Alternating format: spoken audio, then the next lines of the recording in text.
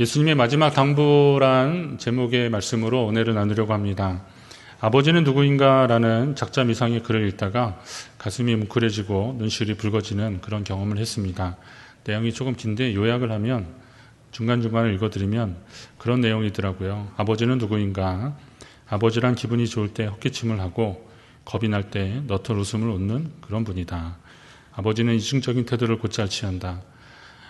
아들, 딸들이 나를 닮아주었으면 하고 생각하면서도 나를 닮지 않아 주었으면 하는 생각을 동시에 하기 때문이다. 아버지란 돌아가신 뒤에도 두고두고 그 말씀이 생각나는 사람이다. 아버지란 돌아가신 후에야 보고 싶은 사람이다. 아버지, 뒷동산의 바위 같은 이름이다. 시골 마을의 느티나무 같은 크나큰 이름이다. 이런 내용들입니다. 저는 아버지란 돌아가신 후에야 보고 싶은 사람이다. 이 대목에 공감이 가더라고요. 살아계실 때는 잘 몰랐는데 돌아가신 후에 생각이 나는 것, 그리고 그때 말씀하시고 강조하셨던 것들이 그때 다 기억이 나고, 그래서 한편으로 좀 기억이 나지만 다시 보면 그건 후회죠.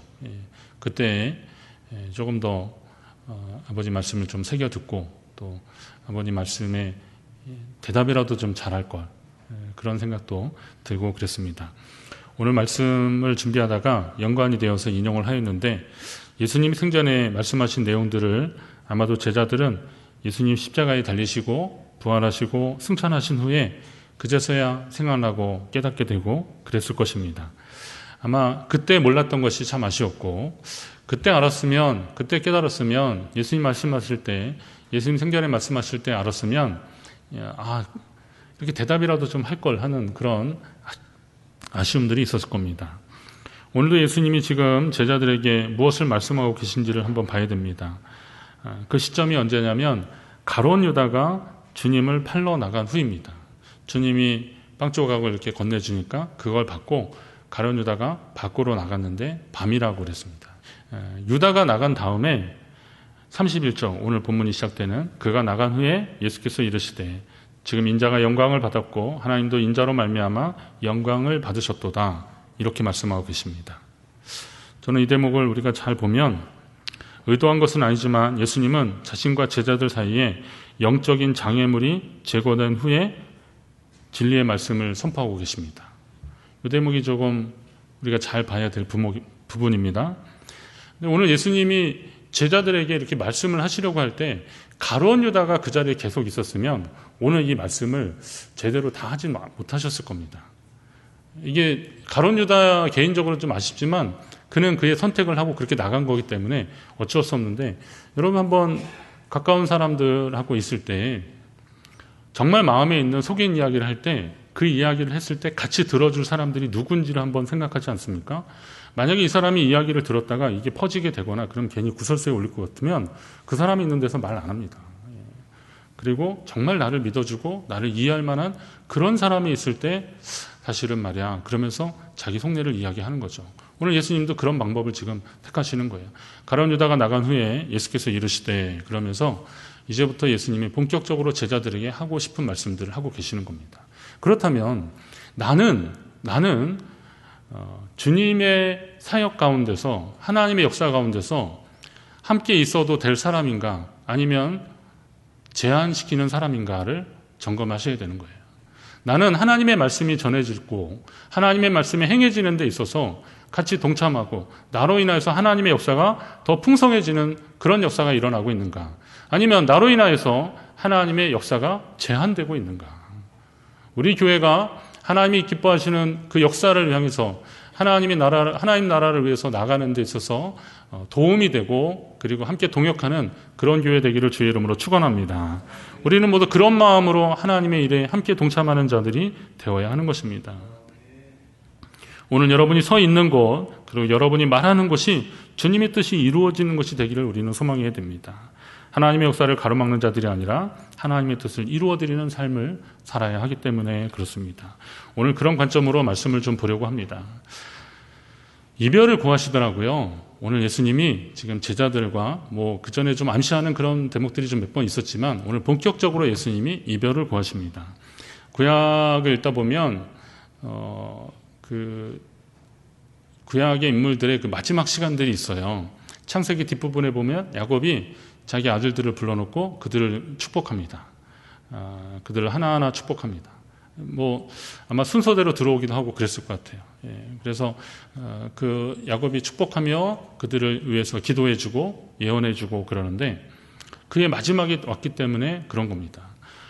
모세도 그렇습니다. 모세도 신명기서가 그런 건데 모압 형제 자기가 가나안 땅에 들어가지 못할 것을 알고 지난 40년 세월 동안 함께했던 이 이스라엘 백성들에게 마지막 하나님의 말씀을 좀 전해주고 싶고 당부하고 싶은 그런 내용으로 신명기서가 계속 기록된 것입니다. 여호수아도 그렇습니다. 가나안 정복 전쟁을 다 마치고 나서 지파 분배를 다 하고 땅 분배를 하고 나서 여호수아 24장에 보면 이제 너희가 강 저편에서 섬기던 그 신들을 섬기던지 아니면 이 땅 아모리 족속이 섬기던 그 신을 섬기던지 뭐 하여튼 선택을 하라 이거예요. 그러나 나와 내 집은 오직 여호와를 섬기겠노라 그렇게 하면서 고별 설교를 하고 있습니다. 그러니까 자기의 생애가 마지막 순간에 그들에게 건네주는 이 말들을 우리는 좀 유심히 잘 들을 필요가 있습니다. 그럼 예수님도 그런 관점에서 오늘 지금 말씀하고 계시는 거죠. 마지막에 지금 말씀하고 계시는 겁니다. 그런데 주님은 이 마지막에 어떤 말씀을 하시냐면 지금부터 일어나는 이 일들로 인해서 하나님의 영광을 받으신다라는 거예요.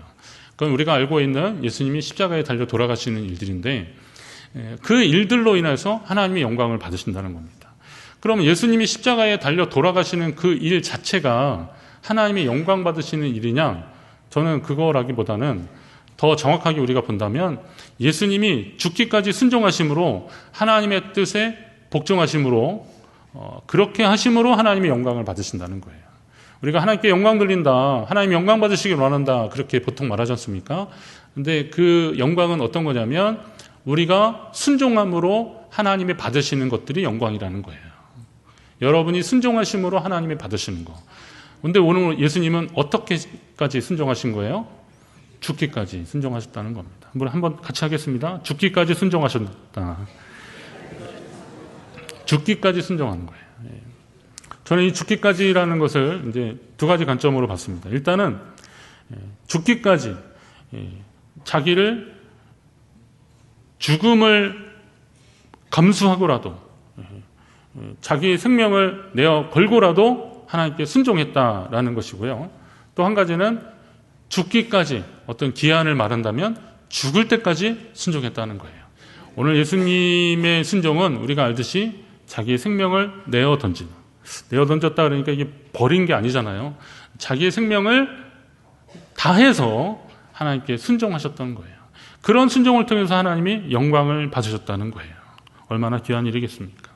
자, 주님은 자기가 죽기까지 하나님께 순종하며 하나님께 영광을 돌렸는데 그런데 우리는 어떻습니까?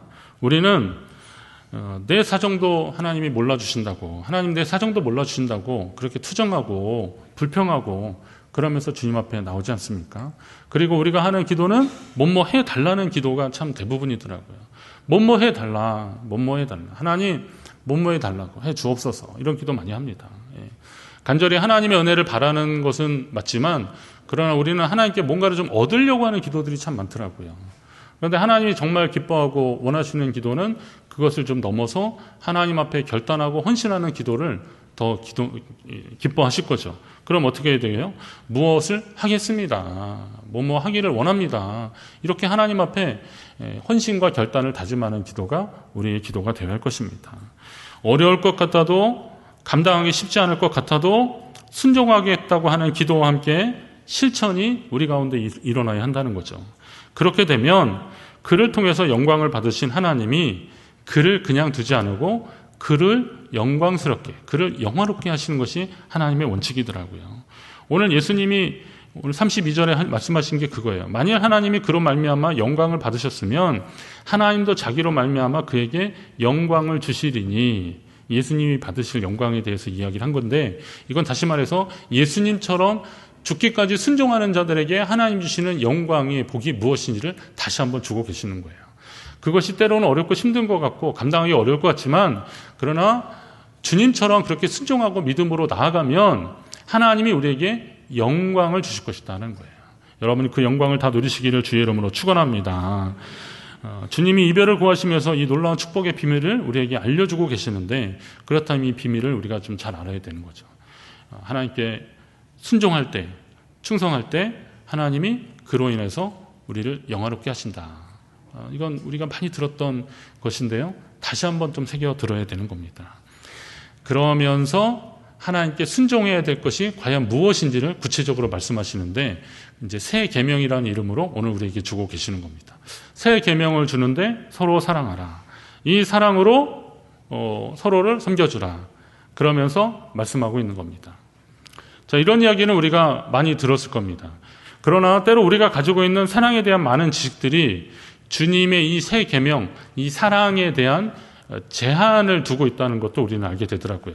그건 뭐냐면, 보통 사랑의 종류들이 많이 있잖아요. 보통 남녀 간의 사랑, 이것도 사랑이잖아요. 사랑에는 무슨 에로스, 필레오, 아가페 이런 얘기들 많이 하고 얘기하는데, 이렇게 사랑에 대해서 우리가 지식적으로 많이 아는 것이 진짜 사랑하게 되거나 그러진 않더라고요. 남녀 간의 사랑은 불같은 사랑이잖아요. 그러나 그것도 이게 좀 성장하다가 정점에서 뭐가 있어요? 권태기. 그리고 또 그걸 극복하면 성숙기로 접어드는데, 많이 이 부분에서 좀 많이 꺾이고 그렇게 되더라고요. 그런 사랑이 있다 합니다. 그리고 또 부모 자식 간의 사랑도 있습니다. 이 사랑은 하나님의 사랑에 거의 근접한 사랑이라고들 우리가 말하는데, 부모의 사랑은 굉장히 헌신적이잖아요. 아이들 키우고 그러는데 굉장히 헌신적이고, 내가 정말 먹을 거 없고 입을 거 없어도 자녀들에게는 뭔가 좀 더 해주고 싶은 게 그게 부모 사랑이지 않습니까? 우리는 다 그런 사랑을 다 받아왔어요. 그리고 또 그런 사랑을 베풀 각오를 지금 하고 있는 겁니다. 그러면 오늘 우리가 주님이 말씀하시는 이 사랑의 롤 모델이 있는데, 주님이 친절하게 말씀하시는 거죠. 내가 너희를 사랑한 것 같이 너희도 사랑하라. 서로 사랑하는데 내가 너희를 사랑한 것 같이 사랑하라 라고 주님이 말씀하시는 거예요.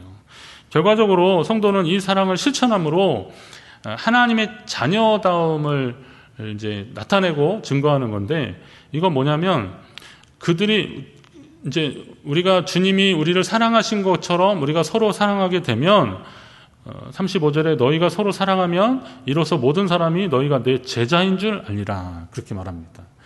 주님의 우리를 사랑해 주신 그 사랑으로 우리가 섬기고 그리고 베풀고 그렇게 살면, 섬겨주면 사람들이 그들을 보면서 저 사람들은 주의 제자구나 라는 것을 알게 된다는 거죠. 2세기 교회의 지도자였던 터틀리안이 이교도들한테 그들처럼 서로를 섬겨주고 사랑하는 사람들 보셨습니까? 이렇게 그리스도인들을 소개했어요.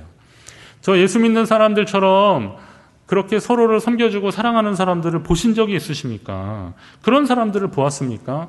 라고 하면서 그들의 모습을, 사랑의 모습을 가지고 복음을 전하는 계기로 삼았다는 거예요. 그럼 오늘 우리는 이 말씀이나 이런 교회사에 나타나는 그 경험들이 오늘 우리 가운데 얼마나 적용되고 있는지를 우리 한번 보셔야 된다는 거죠.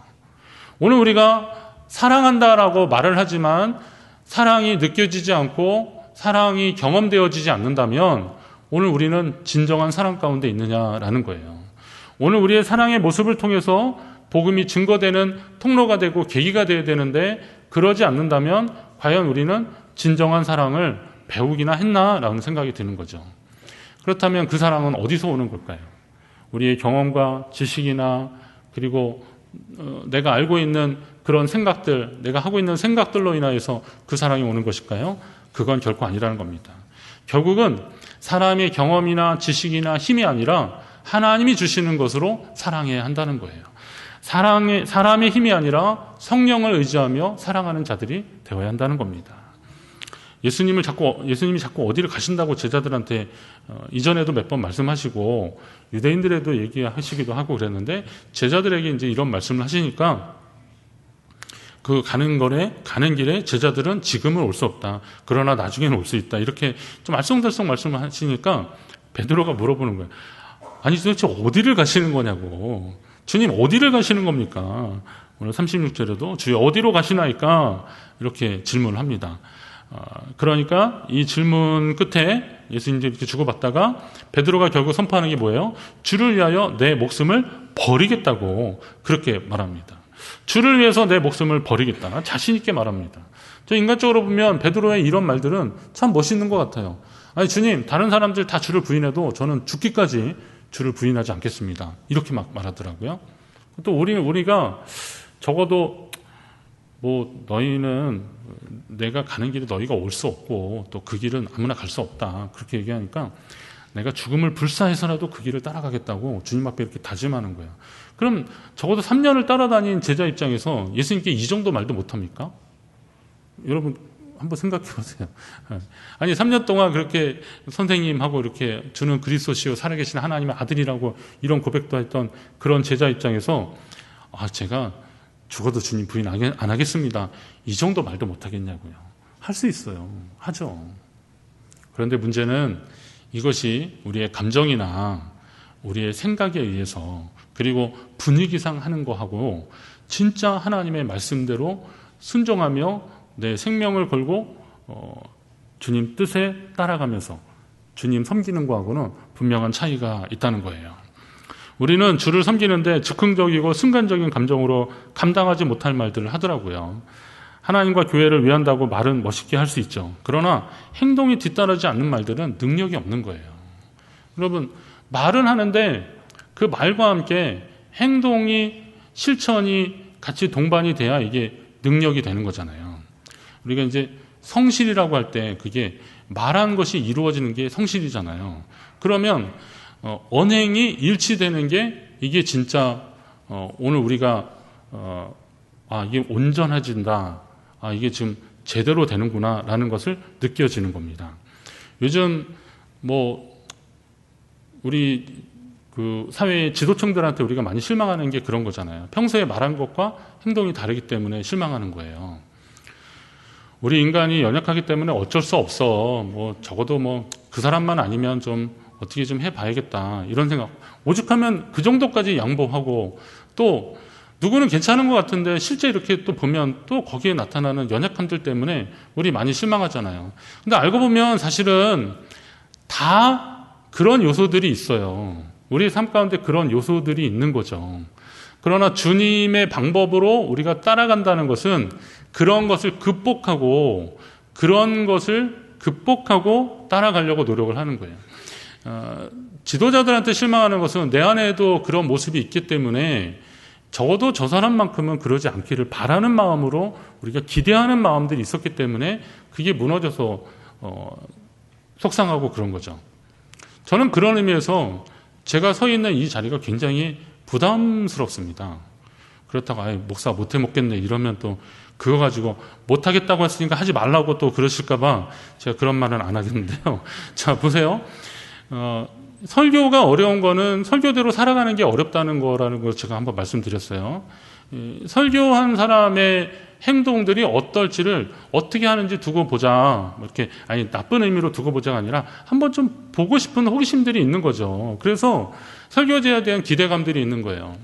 한국 교회의 많은 기독교 지도자들이 실망을 안겨주더라고요. 아주 좀 잘못된 것들이 좀 있어서 저는 그게 안타까운 거예요. 근데 그거는 성도들만 실망한 게 아니라 믿지 않는 사람들도 실망하니까 이게 교회의 위기까지 이야기가 나오는 거더라고요. 오늘 예수님이 지금 다시금 베드로한테 내가 닭 울기 전에 나를 3번 부인할 것이라 이런 이야기는 야 베드로 너 말만 그렇지 너 진짜 그럴 수 있어. 그를 면박 주고 사람들한테 망신 주려고 이런 얘기하는 게 아니에요. 이 이야기는 베드로가 사실 그걸 부인했을 때 제자들은 없었어요. 잘 보시면 그 이야기를 같이 들었던 제자들은 주변에 없었어요. 누구만 아는 거예요? 자기가 예수님을 부인했다는 거를 자기만 아는 거예요. 예수님은 아마 그걸 알고 계셨어요. 그러면서도 이 말씀을 사람들 사이에서 베드로가 그 말 끝에 한 말 끝에 그 말씀을 하신 것은 그들을 면박 주고 너 어디 그런 말로나 그런 말 해? 그런 얘기 하지 마. 이런 얘기 혼내려고 그러신 것이 아니라 내가 닭 울기 전에 나를 3번 부인할 시간이 올 텐데 그때 오늘 이 이야기를 다시 한번 기억하라 라는 거죠.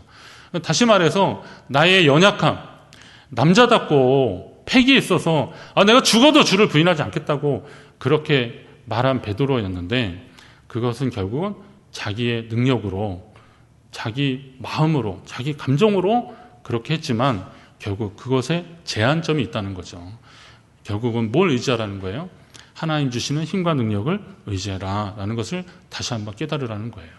오늘 우리도 마찬가지라는 거죠. 여러분, 오늘 우리가 하나님의 일들을 어떻게 감당해야 되는 겁니까? 하나님 나라는 말에 있는 것이 아닙니다. 행동으로 보여줘야 되는 거예요. 삶으로 보여주지 않으면 주변 사람들은 그의 많은 말들만큼이나 그에 대해서 실망하게 될 것입니다.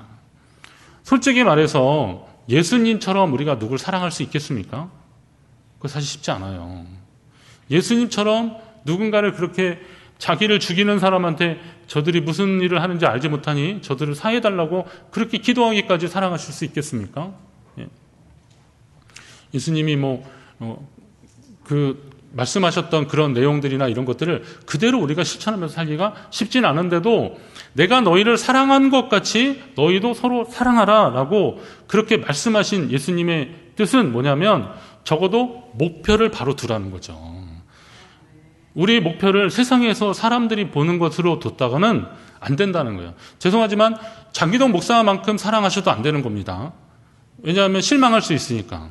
우리가 괜찮아 보이는 어떤 사람만큼 사랑하셔도 안 되는 겁니다. 그 사람에게서 우리가 실망할 수 있는 일이 얼마든지 발견될 수 있으니까. 결국 우리의 목표는 어디예요? 예수님이라는 거예요. 그래서 내가 너희를 사랑한 것 같이 너희도 서로 사랑하라 말씀하시는 거예요. 우리의 사랑의 목표는 세상에 보여지는 아름답고 드라마에서 나오는 그런 절절한 사랑, 그런 사랑도 결국은 제한적인 사랑이라는 것을 오늘 예수님 말씀을 통해서 다시 한번 깨달아야 되는 거예요. 그러면 누구처럼 사랑하셔야 돼요? 주님, 예수님처럼 닮아가며 사랑하는 저와 여러분, 내 힘과 능력이 아니라 주님 의지하며 주님 방법대로 사랑하는 저와 여러분 되시기를 간절히 바랍니다. 성사학자들은 오늘 본문을 고별 강화 이렇게 얘기합니다. 좀 약간 이렇게 한자로 썼는데요. 이제 마지막 순간에 말씀이 내려온다 이거예요. 고별 강화.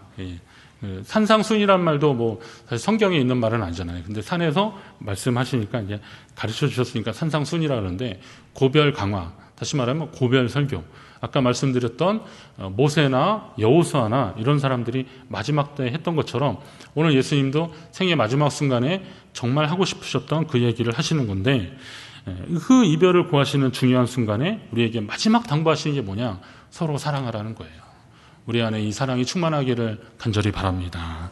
이 사랑을 실천하는 저와 여러분 되시기를 바랍니다.